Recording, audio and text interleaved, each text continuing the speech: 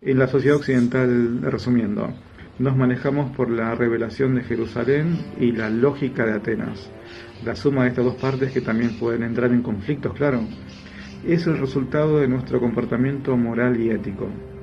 Por un lado tenemos a la religión de cuna y por el otro la lógica académica. Hay pensamientos de Atenas, como por ejemplo Epicuro de Samos, con pensamientos ateos dando explicaciones lógicas que no existe un tal Dios todopoderoso. Claro, pero este pensamiento no necesariamente tiene que ir en contradicción con la moralidad de Jerusalén. Son pensamientos individuales que se encuentran fuera de todo fanatismo, fuera de toda imposición. Son pensadores, claro, tienen la mente abierta, y de las personas que vamos a hablar en estas explicaciones son de las personas de mentes cerradas que generalmente tienen la boca abierta.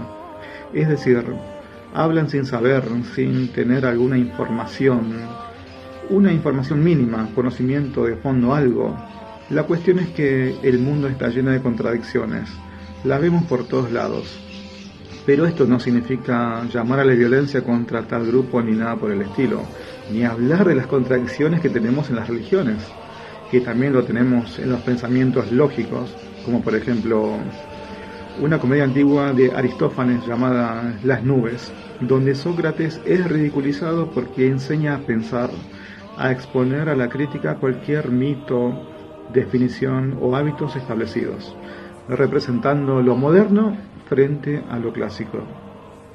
Voy a entrar en un tema muy polémico, que no todos están dispuestos a hablar. Hay personas que huyen del tema para no meterse en problemas. Claro, es como caminar en un campo minado donde uno tiene que elegir muy bien sus pasos, sus palabras para no ofender o provocar la ira del otro. Claro, me refiero a la vida cotidiana, a la vida con los otros.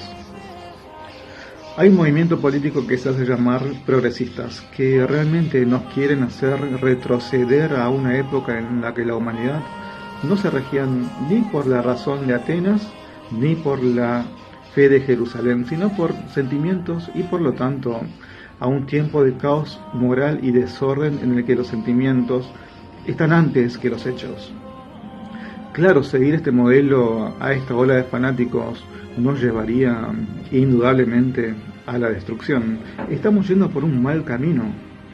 Lo único que genera estos pensamientos es que vivamos en un mundo al revés, en donde la buena persona tenga que pagar terapia para aprender a convivir con los actos y dichos de estas personas que actúan por fuera de toda moralidad.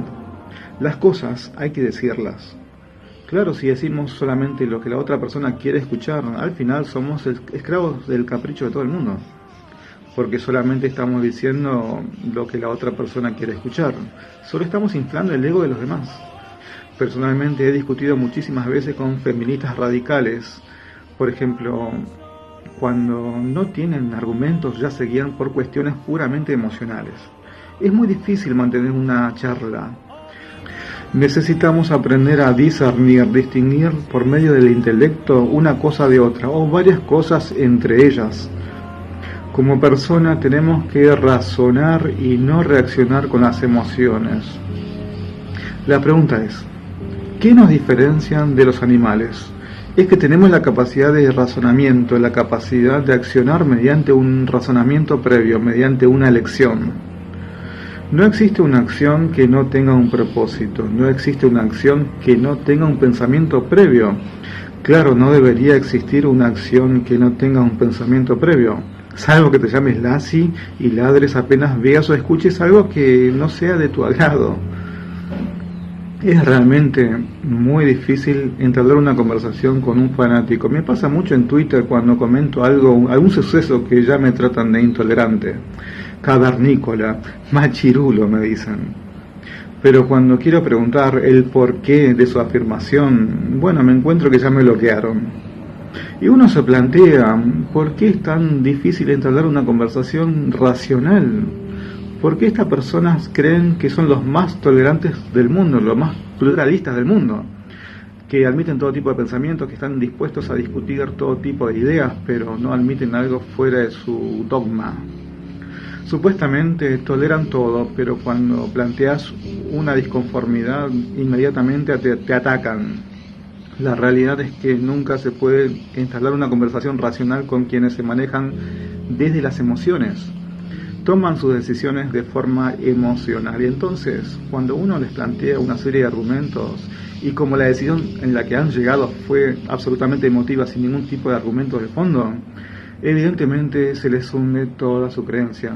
Se hunde el edificio construido emocionalmente y claro, no quieren responder, las preguntas incomodan. La manera en que retribuimos al mundo es lo que moldea nuestra vida, nos define como persona y nos genera alegría, odio o lo que elijamos para nuestras vidas. Entonces, cada acción debe ser llevada a cabo a partir de una elección previa, accionar desde una elección. ¿Cuál es el propósito de esta acción? Si esa pregunta no tiene una respuesta lógica, ética, bueno, lamento decirte que tu reacción es puramente emotiva, emocional. Estás ideologizado. Una persona fanática, idólatra. Si una persona actúa sin una elección previa, es totalmente inimputable. Tiene un impulso y lo hace. Es una persona que mentalmente está enferma. Puede pasar, claro, hay muchos ejemplos. Lo que observo es que acá es una respuesta emocional y punto, ya está, no hay otra cosa. Con eso quieren justificar todo, y si no lo entendiste, bueno, levantan la voz como si la otra parte no escuchara bien. Se piensa que cuando más alto se habla, más coherente va a ser la cosa, más argumentos van a tener. Cuando una persona tiene una convicción en su vida de un modo puramente emocional, te das cuenta de que no tienen ningún argumento con que defenderse. Entonces atacan, desacreditan, gritan, insultan, tratan de humillarte, tratan de arrinconarte, tratan de destruirte moralmente. Claro, estas personas no buscan dialogar, buscan imponerse. Entonces, el peor enemigo que tienen estas personas es el pensamiento, la capacidad de razonar, el argumentar las cosas. Y claro, como ellos siguen una moda, un lema, una doctrina, desconocimiento total, desconociendo totalmente la idea de fondo. Bueno, sin argumentos, sin cimientos, el edificio se derrumba. Y claro, son aquellas personas que van por el mundo, por la vida, exigiendo tolerancias, pero resultan ser que los menos tolerantes de la sociedad occidental son ellos. Toda crítica lo reducen a lo emocional y ya está, no hay nada para razonar en esto. Y desde las emociones responden, y desde las emociones atacan, y desde las emociones actúan, y desde las emociones moldean una narrativa, moldean un personaje. Es el pantano de las arenas movedizas que se van comiendo a uno en ese personaje, y salir de ese lugar es realmente muy difícil. Porque se está construyendo un edificio entero a través de un relato, y cuando corremos ese cimiento, todo el ser se derrumba. Este es el miedo de estas personas, que se derrumbe ese edificio que tanto les cuesta defender. Y claro, las personas de mente cerrada suelen tener la boca abierta, por tanto, no tienen ninguna duda de nada, con lo cual no tienen nada que discutir, mucho menos con alguien que se le ocurre poner en cuestión cualquier ideología, dogma o lo que sea. Citan libros que nunca leyeron, citan autores que no tienen idea de quiénes fueron, citan hechos que no se correlacionan con la realidad, es puramente emocional, con total carencia racional. Y claro, cuando se termina la paciencia, bueno, empieza la tolerancia, y cuando se termina la tolerancia, estalla la violencia. Sin argumentos, hay violencias. Eso es lo que hacen estas personas. Y claro, la pregunta que yo me hago cuando me pongo en el lugar de una persona con estos pensamientos, con esta ideología es: ¿cuál fue la causa de no aceptarme como soy? Y como yo no me acepto como soy, quiero trasladar mis sentimientos, mis conflictos internos a la mente de los demás, para que ellos sientan lo que yo estoy sintiendo, porque la sociedad tiene la culpa que yo no me acepte como soy, porque es lo que nos enseñan desde chico, claro, que eso que yo soy está mal, que no es aceptable, por tanto hay que cambiarlo. ¿Cómo lo hago? A través de una imposición, a través de una ley. Ahora, preguntémonos, ¿cómo sería el mundo si todo lo que ahora estoy pensando se hiciera realidad? Yo que no me acepto como soy, todos mis pensamientos, mis deseos se hicieran realidad.